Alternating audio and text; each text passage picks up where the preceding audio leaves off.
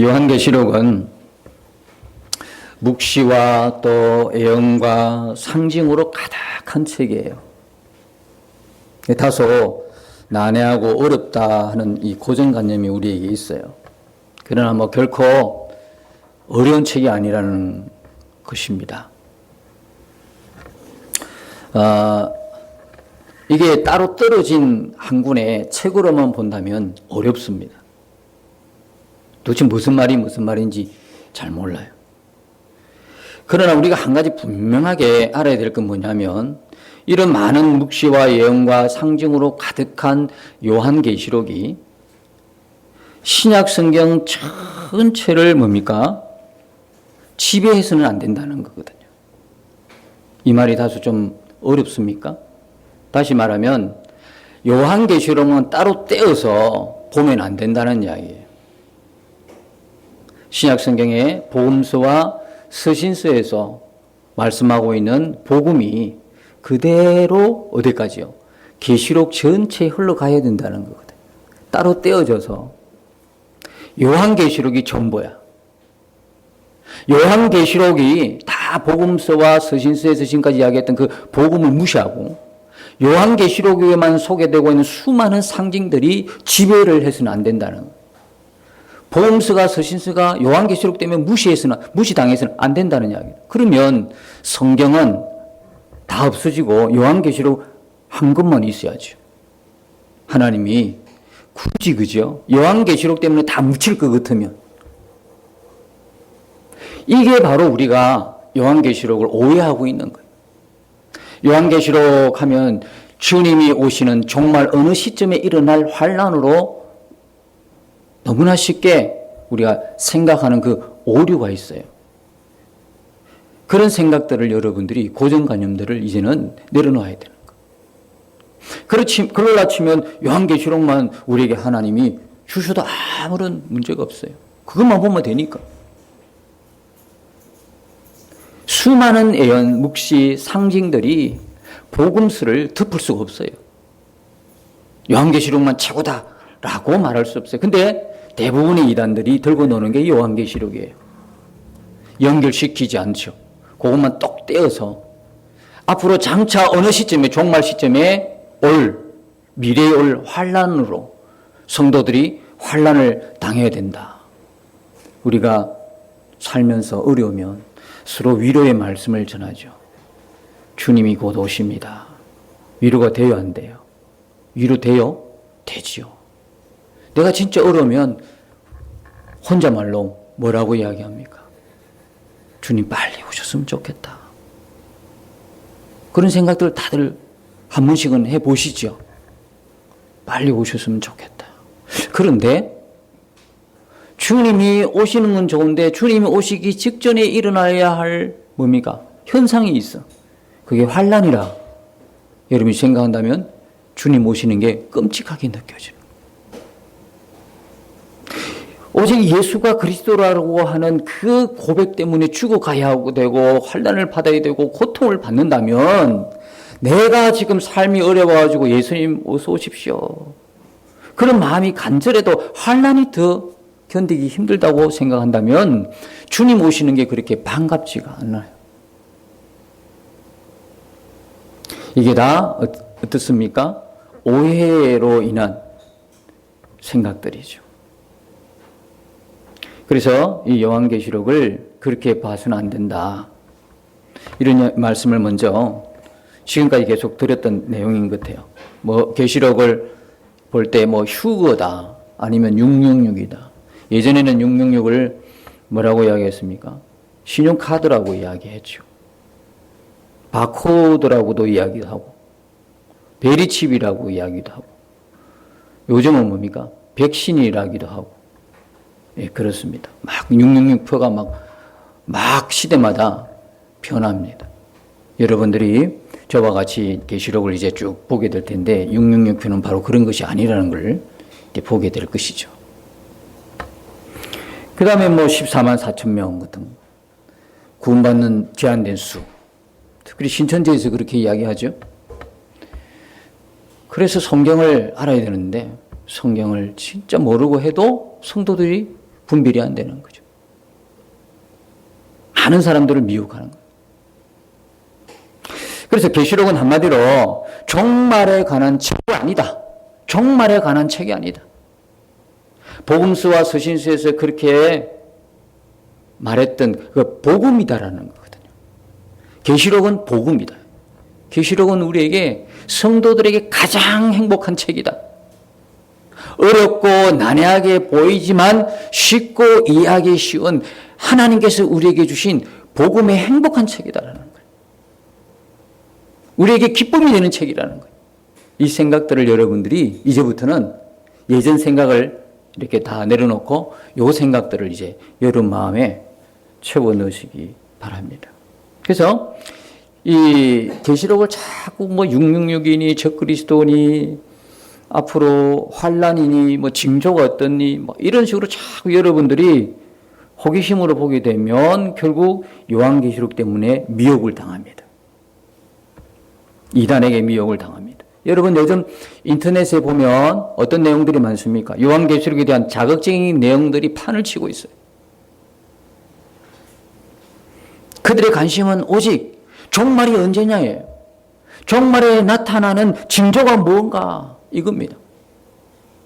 그들의 관심은 오직 그거예요. 전쟁이 일어나고 또 오늘처럼 뭐 자연재해가 막 각 곳곳에서 일어나니까 이게 지금 종말이라고 그러는 거예요.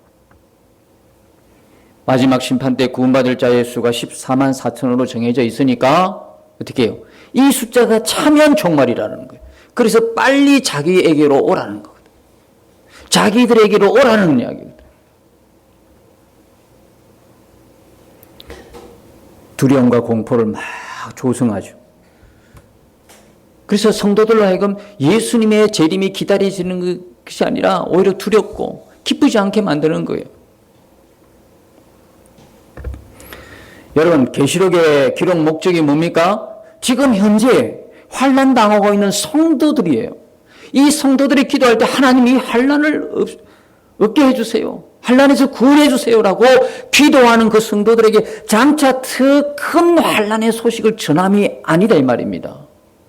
속히 내가 가서 그 환난에서 너희들을 구원하고 악한 자를 심판하리라고 하는 하나님의 메시지가 있는 책이 요한계시록입니다.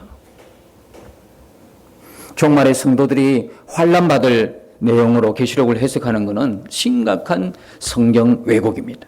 이런 비성경적인 논리는 예수님과 우리 사이를 이간질하고 멀어지게 만듭니다. 여러분 이단에 빠진 사람들의 특징이 뭡니까? 젊은이들이 다 이단에 빠져 있는데 안타깝죠. 그가 지금 한경기잖아요. 젊음의 한경기 때, 그죠? 전성기 때에 최고의 인생의 전성기 때 열심히 자기 분야에서 실력을 쌓고 열심히 자기 분야에서 매진해야 될 그 시간에 이단에 빠져서 시간 허비하는 것도 아깝지만 그것보다 더 안타까운 것은 하나님에 대한 상이 어그러져 있는 거예요. 왜곡이 돼. 심각한 왜곡. 균형을 다 잃어버려서 신앙에서 또 인생관이 다 균형을 조화를 다 잃어버리고 있는 거예요. 그게 더 심각한 거예요. 하나님의 상에 심각한 왜곡, 손상이 있고 있으니까 나중에 하나님을 떠난다 이 말이에요. 이단에 빠진 사람은 다시 깨우쳐서 뭡니까? 정상적인 교회로 흡수되는 경우가 별로 없어요. 다 교회를 떠납니다. 하나님을 떠납니다. 이게 더 안타깝다 이 말입니다. 이단들이 이렇게 하나님의 상을 왜곡시켜 놨습니다.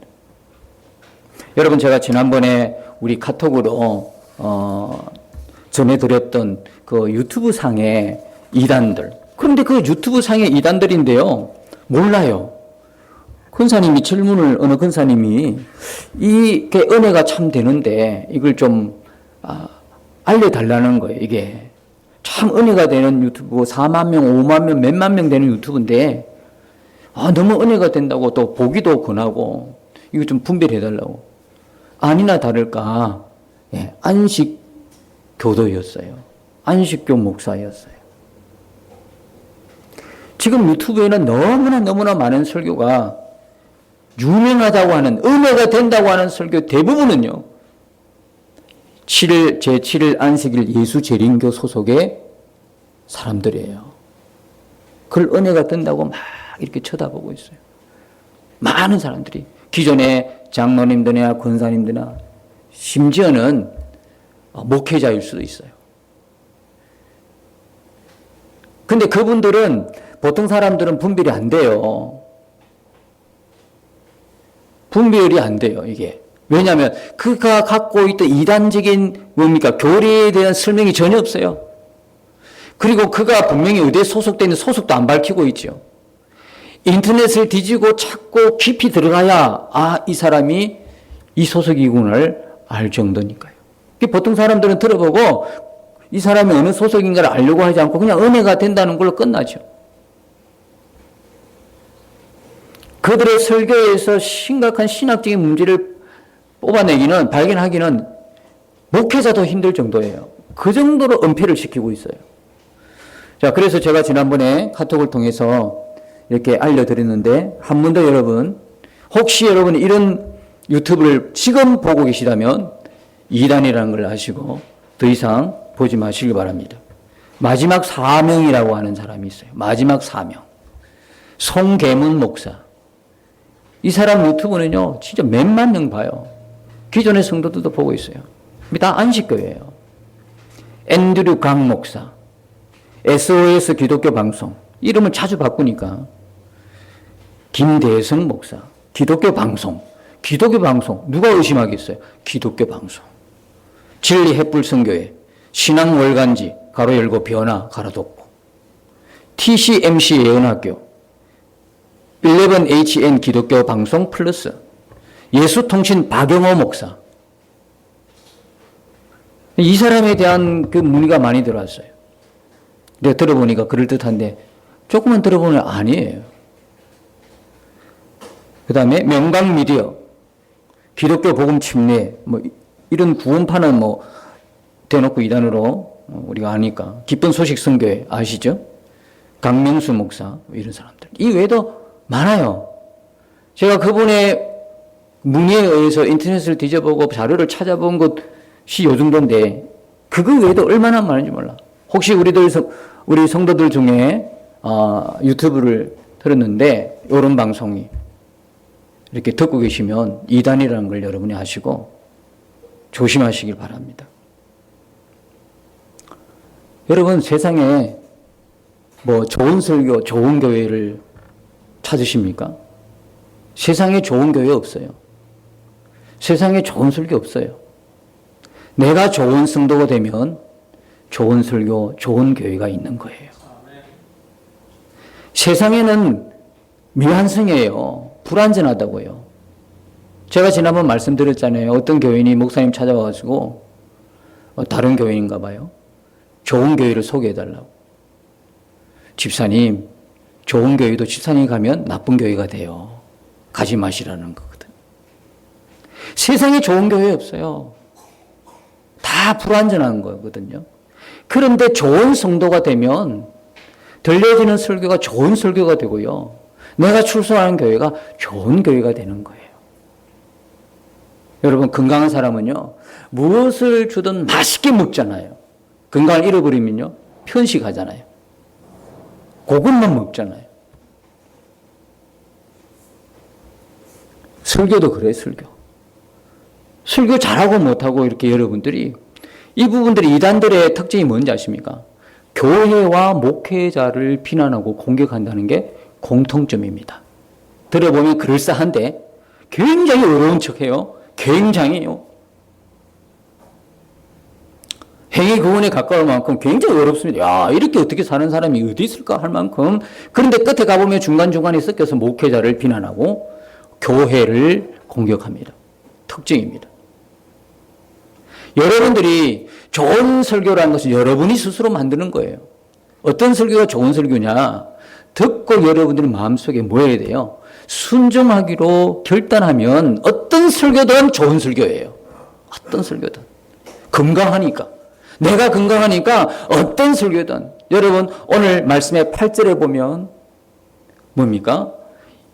지금도 계시는 예수님을 요한이 만납니다.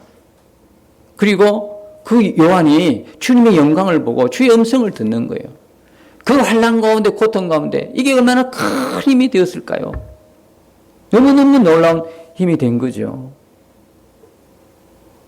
그리고 또 뭐냐면 여기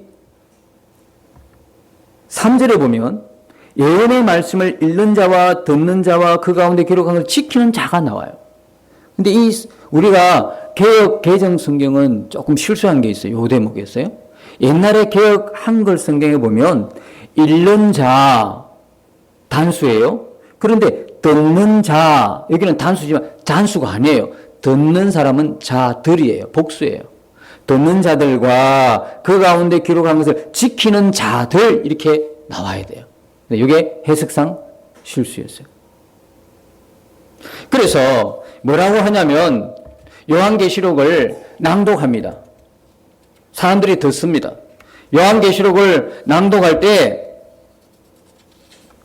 사람들이 그걸 들을 때 어떤 마음으로 듣느냐? 아포칼리시스, 요한의 아포칼리시스, 예수 그리스도의 계시라고 이야기할 때에 듣는 자들. 그리고 듣는 것으로 끝내지 않고 그것을 지켜 순종하려고 하는 자들. 그들에게 뭐가 있다? 복이 있다는 거거든요.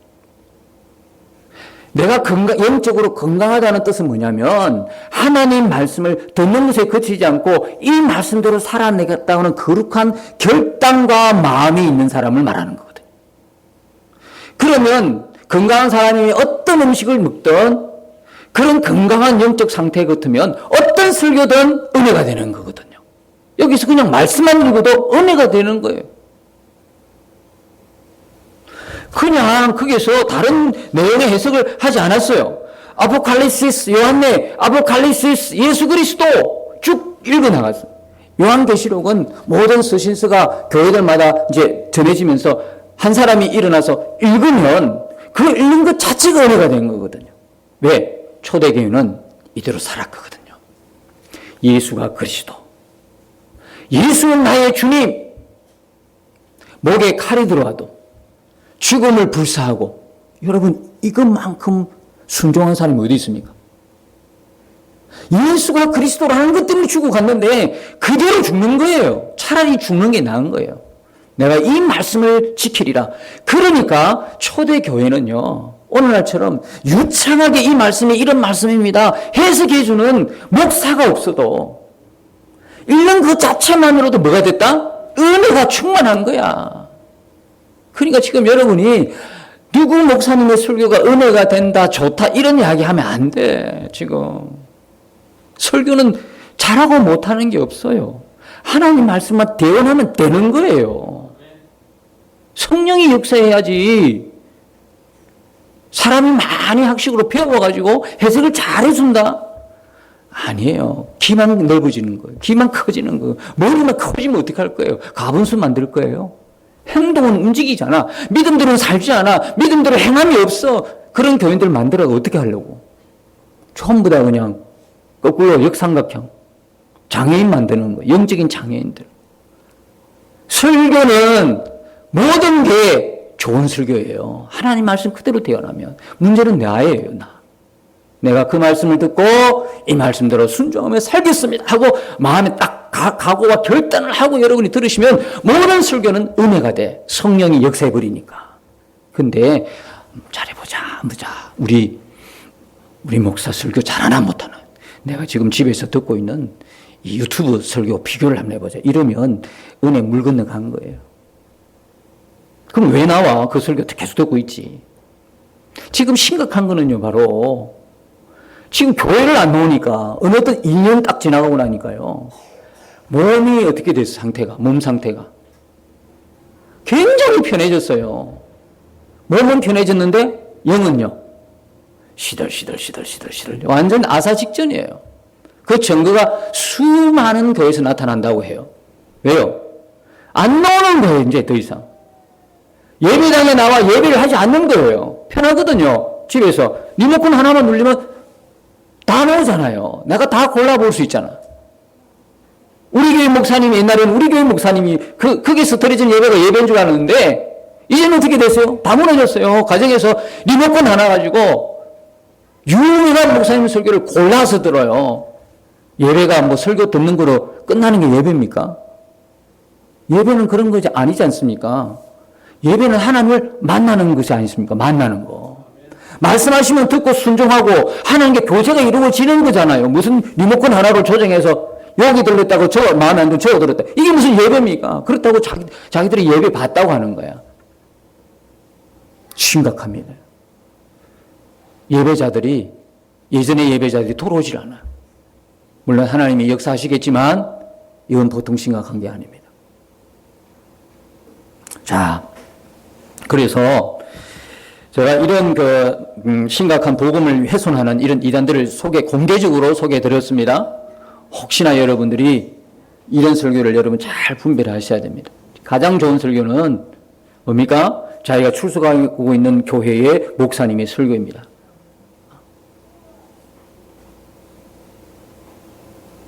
이 설교 방송을 우리 성도만 듣는 것이 아니라 다른 타 교인도 듣기 때문에 이런 이야기를 하는 거예요. 계시록은요, 성도를 사랑하시는 주님의 편지입니다. 너무나 사랑하시는 고난과 핍박 가운데 있는 그의 자녀에게 주시는 주님의 사랑과 위로의 메시지입니다. 죄에서 해방시켜 주시고 사단으로부터 지켜주신다는 약속을 기록한 행복한 책입니다. 여러분 5절과 6절을 보십시오. 5절 뒤에 보면 예수 그리스도로 말미암아 은혜와 평강이 너에게 있기를 원하노라. 그러면서 뭐라고 말씀합니까? 우리를 사랑하사 그의 피로 우리 죄에서 우리를 해방하시고 그의 아버지 하나님을 위하여 우리를 나라와 제사장으로 삼으신 그에게 영광과 능력이 세세도록 있기를 원하노라. 죄에서 해방시켜 주시고 사단으로부터 지켜주신다는 약속을 기록한 너무나 성도들에게 행복한 책이 뭐냐면 계시록입니다. 또 계시록은요, 하나님의 구속사, 하나님이 말씀하셨던 그 모든 말씀이 이루어진 것을 증명해 주는 책입니다. 구속사의 완성을 기록한 책이 뭐냐면 계시록입니다. 이 계시록에 보면요, 복음서와 서신서에 기록된 이 모든 복음이 그대로 이 구속사역이 완성되는 그것을 보여주는 책이 요한계시록입니다. 절대로 복음서와 서신서와 요한계시록을 따로 분리할 수 없습니다. 누가 분리합니까? 절대로 분리할 수 없습니다. 이건 한 권의 책입니다. 한 권의 복음입니다. 복음의 진수, 복음의 꽃, 복음의 핵심이 요한계시록이에요. 수없는 하나님의 마지막 약속에 이루어지는, 성취되는. 그 예로서 계시록에 보면 어린 양이라는 표현이 29회나 등장합니다. 이게 뭐냐면 복음서와 계시록을 연결시켜주는 고리예요. 요한복음 1장 29절에 뭡니까? 세상 보라 세상 죄를 지고 하는 하나님의 어린 양이로다. 이 하나님의 어린 양이 계시록에 29회나 반복적으로 표현되고 있다는 사실이에요. 이게 뭐냐? 하나님이 요한계시록을 뭡니까? 구속사의 성취, 구속사의 완성으로 지금 이끌고 계신다는 뜻입니다. 그 다음에요, 오늘 또 보면 1절에 보면 예수 그리스도의 계시라 이는 하나님이 그에게 주사 반드시 속히 일어날 일들 그 종들에게 보이시려고 그랬습니다. 여러분, 반드시 속히 일어날 일들이 뭘까요?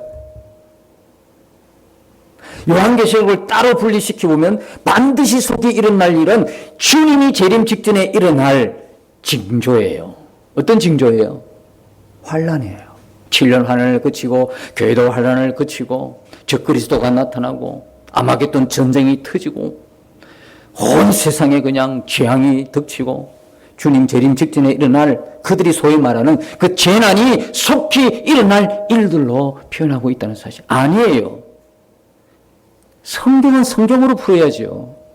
여러분, 이게 속히 일어날 일은요, 계시록 22장 6절에 가보면 어떤 말로 표현하고 있냐면 속히 되어질 일입니다. 속히란 말이 들어가 있어요. 속히 일어날 일, 1장 2절에 이 이야기는 22장 마지막 장 6절에 보면 반드시 속히 되어질 일과 동일한 일입니다. 그러면 반드시 속히 되어질 일은 뭐냐 또? 그 22장 7절에 보면 나옵니다. 그 앞에 22장 7절에 뭡니까? 속히 또 나옵니다. 속히 뭡니까? 내가 속히 오리니. 그러면 여러분 묻습니다. 계시록에서 말씀하고 있는 속히 되어질 일은 무슨 일입니까?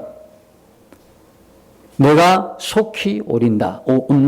주님의 재림이 속히 이루어진다는 표현입니다. 그러면 1장 1절에 속히 일어날 일들은 뭡니까? 주님의 재림을 말씀하고 있는 것입니다. 그러니까 마지막 결론을 첫머리에 기록하고 있는, 첫머리에 기록하고 마지막 결론을 마지막 장에 기록하고 있는 것은 뭐냐? 반드시 일어난 일이고 반드시 성취됐다는 것을 말씀하고 있다는 이야기입니다. 여러분 여기 보면 예수 그리스도의 계시다 그래요.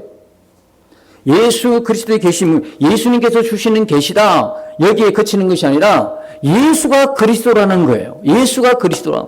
예수 그리스도의 증거예요. 그러면 요한계시록의 주제는 뭐냐면 수많은 징조나 예언이나 묵시나 나타날 현상이 아니에요.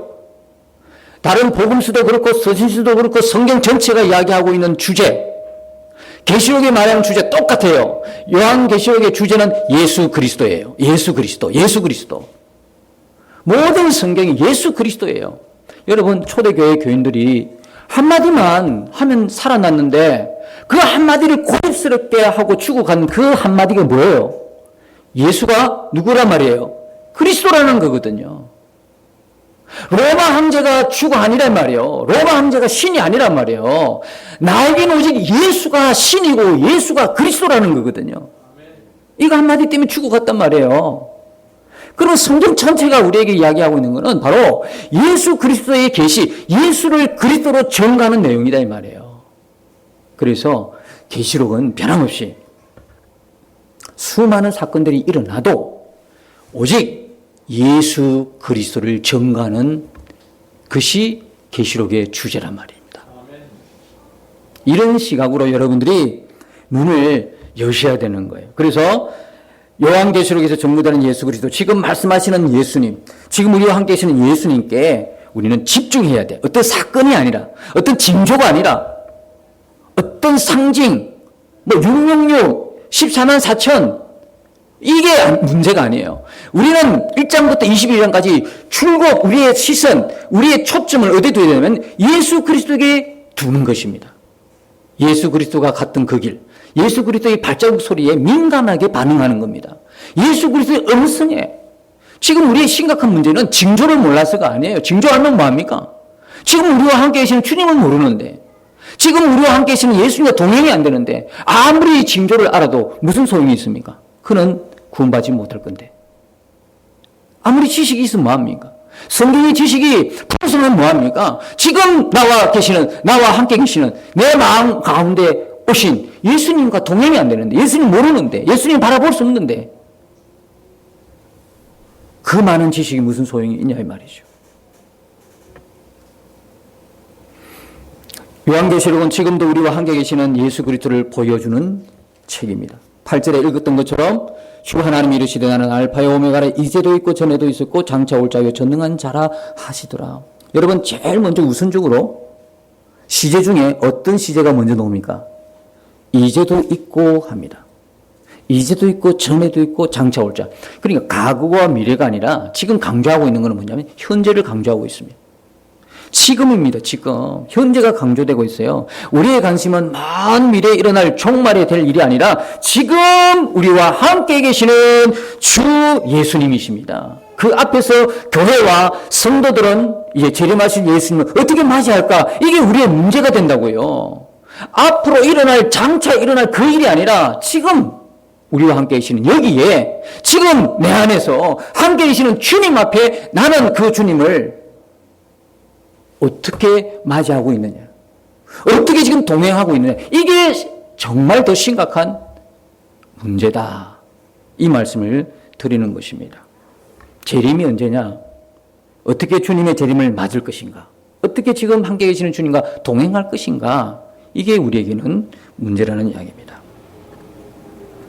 지금 이 초대교회 교인들은 극심한 박해 중에 있습니다.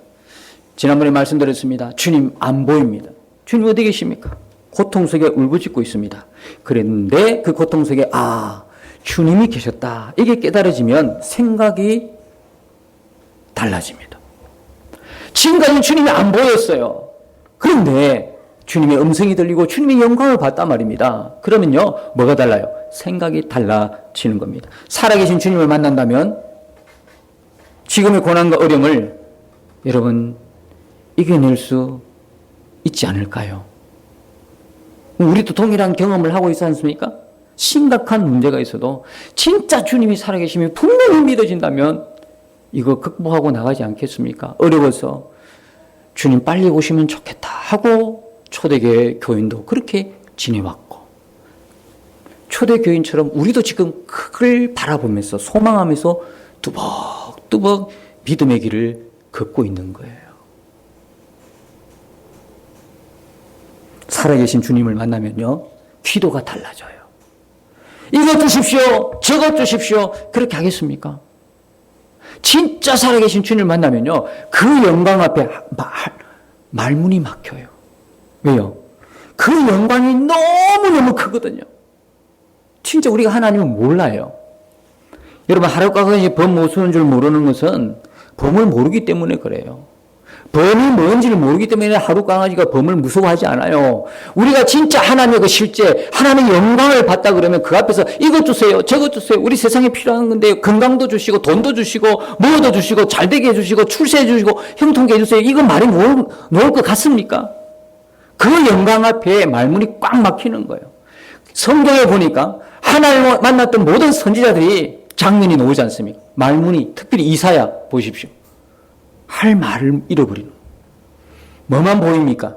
내가 그 거룩하신 하나님 앞에 얼마나 때 묻은 죄인인가를 알게 되는 거예요. 감출 길이 없어서 부끄러워서 고개를 들 수 없는. 그런데 그 하나님이 예수님의 의의 옷을 입혀주시는 거거든요.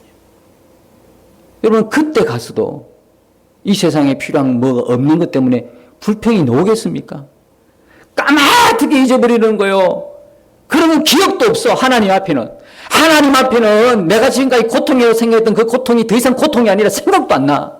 그 영광 앞에 묻혀버렸어. 그 위험 앞에 묻혀버려가지고 하나님과 나만이 있는 거예요. 거룩함 앞에 죄인인 내가, 그 의의 옷을 입은 내가 그 감격과 감사와 기쁨의 눈물이 홍수를 이루는 거예요. 우리가 주님을 제대로 모르니까 할 말이 그렇게도 많은 거예요. 오늘 이 요한이 그런 밤모섬에서 얼마나 외로운 것을 한번 상상해 보십시오. 고난을 받고는 것도 좋지만은 그 고난 속에서 유배당했어요. 정치범이나 뭡니까? 이런 종교 범죄자들을 한 곳에 몰아넣는 밤모섬에 홀로 외로이 그 노구의 몸을 이끌고 곧 죽을 그 몸을 이끌고 외로이 그 섬에서 갇혀있는 요한을 생각해 보십시오. 얼마나 힘들었겠습니까? 그런데 그 요한은 지금 자기에게 말씀하시는 주님의 영광을 보게 되는 것입니다. 여러분, 극한 상황에서 주님의 음성을 들으면 어떤 일이 벌어질까요? 그 얘기는 그 말로 다 표현할 수 없는 위로가 되고 그 자체가 기쁨이 되고 자기가 그 밤모섬에서 유배당하면서 그 외로움과 고통이 한순간에 싹 하고 그 주의 영광과 위험 앞에 묻혀버리는 거예요. 더 이상 문제가 문제로 보이지 않는 거예요. 더 이상 고통이 고통으로 보이지 않는 거예요. 우리에게 지금 필요한 것은 뭐냐면 주님의 영광을 보는 것이거든요. 우리가 지금 필요한 것은 부족한 것, 그것 찾는 게 아니라 진짜 부족한 것은 뭐냐? 주의 음성이 내게 들리지 않는다는 거거든요. 우리는 가장 애석하게 생각해야 돼요. 건강 잃어버린 것 때문에, 돈 없는 것 때문에 울어도 주님의 음성이 안 들리는 것에 대해서 안타깝게 밤을 지새우면서 주님, 왜 내게 말씀하지 않으십니까? 라고 묻지 않는다는 거거든요. 이 요한은 한란중에 있는 모든 신약 성도들 대표하고 있습니다. 여러분, 요한에게 나타나는 주님은 바로 우리가 만난 주님이십니다. 여러분, 지금 도저히 내가 믿음으로 설 용기가 없고 헤쳐나갈 힘이 없다. 너무나 큰 문제 때문에, 큰 어려움 때문에 더 이상 일어날 힘이 없다라고 생각하신다면 계시록을 읽고 또 읽으시기 바랍니다. 이 계시록 속에서 주님의 음성을 들으시게 될 것입니다. 주님의 영광을 보게 될 것입니다. 무시무시한 요한계시록이 아니라 곳곳의 상징과 그리고 예언과 묵시로 얼룩진 하나님의 그 영광이 묻어진 장면들을 여러분들이 만나게 될 것입니다. 이번 한 주간도 여러분 힘들 때마다 오늘 말씀을 꼭 기억하시고 여러분 기도의 내용은 첫 번째, 주님 제가 주의 영광을 보게 하소서. 두 번째, 제가 주님의 음성을 듣는 귀를 열어 주옵소서. 그렇게 주 예수님을 바라보면서 동행을 이루어 나가시는 행복한 한 주간 되시기를 예수님 이름으로 축복합니다.